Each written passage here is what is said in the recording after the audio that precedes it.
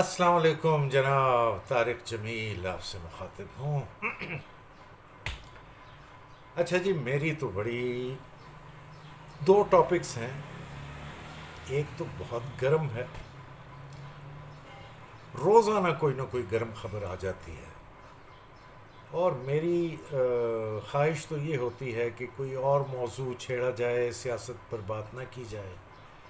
لیکن کیا کیا جائے کہ یہ روزانہ کوئی ایک نہ ایک گرم خبر ایسی آ جاتی ہے کہ اس پر بات کیے بغیر رہا نہیں جا سکتا.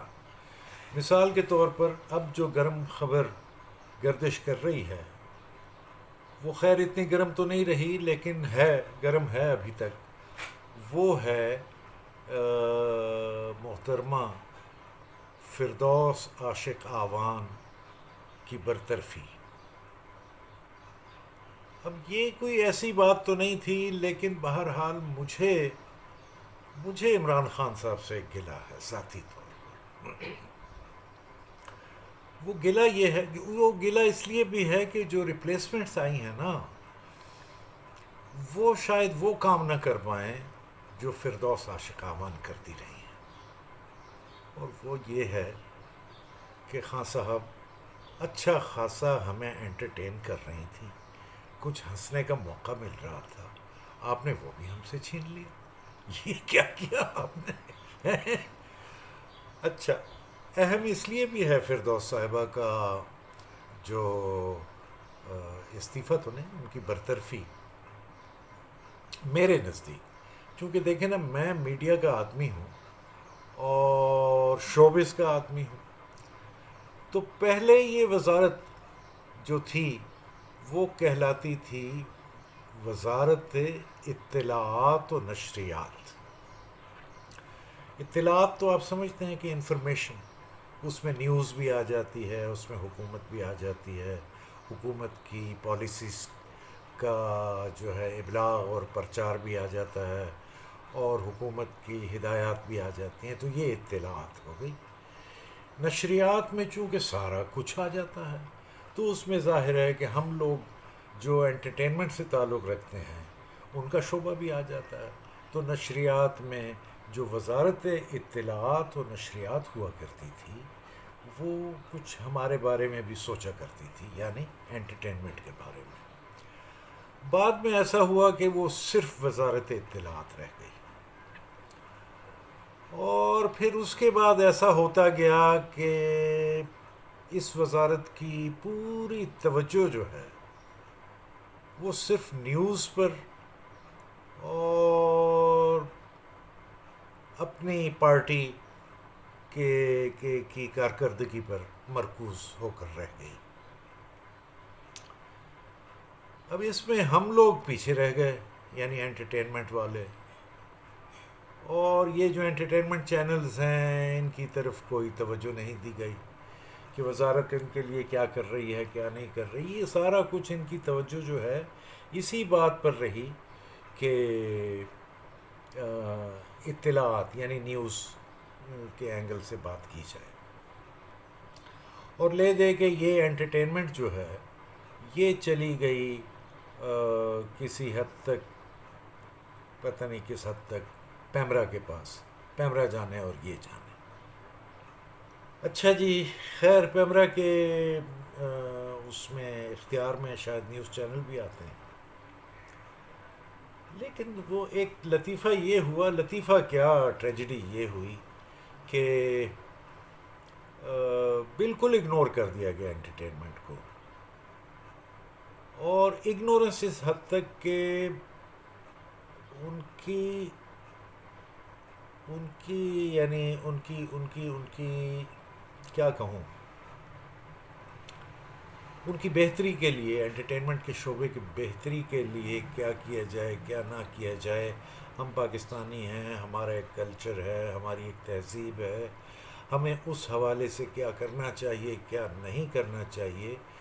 وہ اس قدر بے خبری اور اس قدر اگنورنس بڑھی کہ وہ اس حد تک چلی گئی یا جا چکی ہے کہ ٹھیک ہے جی، جو جی چاہے کرتے رہیں آپ، چاہے آپ پاکستانی کلچر کو پروموٹ کریں یا نہ کریں. چاہے آپ اپنی تہذیب کے نمائندہ بنیں یا نہ بنیں، چاہے آپ جو مرضی کریں۔ اچھا، انٹرٹینمنٹ چینلز، انہوں نے بھائی، آپ کو پتہ ہے ایک ڈرامے کے اوپر اب تو لاکھوں نہیں، ملینز اور بلین تک بات جا پہنچی ہے۔ تو مطلب جس آدمی نے پیسہ لگایا ہے وہ کیا کرے؟ مطلب وہ پیسہ اس کو واپس تو چاہیے، تو وہ پیسہ کیسے واپس آئے گا؟ وہ پیسہ ظاہر ہے اشتہاروں سے واپس آئے گا، اور اشتہار دینے والے کون لوگ ہیں؟ زیادہ تر ملٹی نیشنل کمپنیز ہیں۔ اب جو اشتہار دے رہا ہے اس نے اپنی شرائط بھی منوانی ہے، تو وہ شرائط کیا ہیں؟ در پردہ یہ کہ اس طرح کے ٹاپکس لائے جائیں، در پردہ یہ ہے کہ اس طرح کے لباس پہنائے جائیں، در پردہ یہ ہے کہ اس ایشو کو ابھارا جائے، در پردہ۔ اچھا، اب یہ ایشو یا لباس یا کلچر یا اپیرنس یا جو بھی کچھ ہے، وہ آپ کی تہذیب، آپ کے ملک کی معاشرت سے لگا کھاتی ہے نہیں کھاتی، اس سے کوئی غرض و غایت نہیں۔ اور وزارت اطلاعات کی ساری توجہ اس بات پر کہ خبریں ٹھیک جا رہی ہیں نہیں جا رہی، یہ ایشو کیوں ابھارا جا رہا ہے، اس طرف کیوں نہیں آیا جا رہا۔ اور دیکھیے، وزیر کا کام یہ ہوتا ہے، عام طور پر جو سیاسی جماعتیں اور سیاسی حکومتیں ہوتی ہیں، ان کے وزراء اور خود سیاسی جماعتیں عوام کی نمائندہ ہوتی ہیں۔ سو تصور یہی ہے کہ جو وزیر ہے وہ عوامی نمائندہ ہے، عوام کی جذبات کی عکاسی کرتا ہے،